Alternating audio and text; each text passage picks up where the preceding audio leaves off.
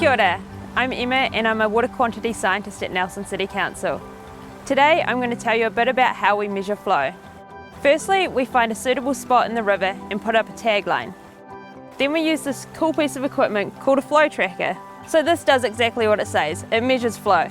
It has a couple of probes here, and as the water moves past it, it measures how fast or the velocity of the water.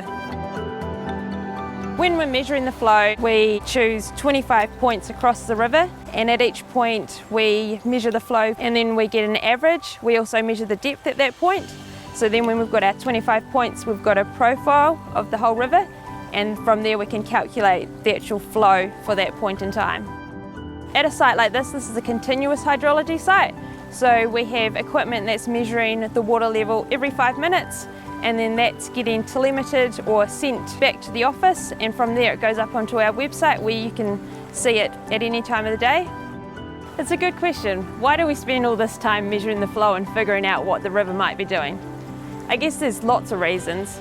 At one end of the scale, we want to know how high is it going to get during a flood, because it starts to become a risk to lives and properties. At the other end of the scale, when it gets low, like over summer periods, we need to make sure there's enough water left for people who use water from the stream, as well as the fish and the aquatic ecosystems in the stream.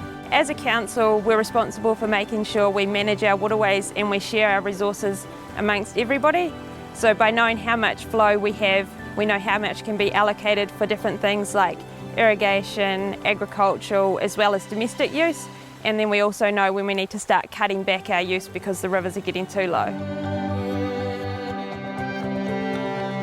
So if you are interested in what your local river's doing, jump on the website and have a look at what the flow is. Then go down to the river and see what, say, 240 litres on the website means down at your river. Over time you'll start to get an idea of what you see on the website and what it might actually mean for your river.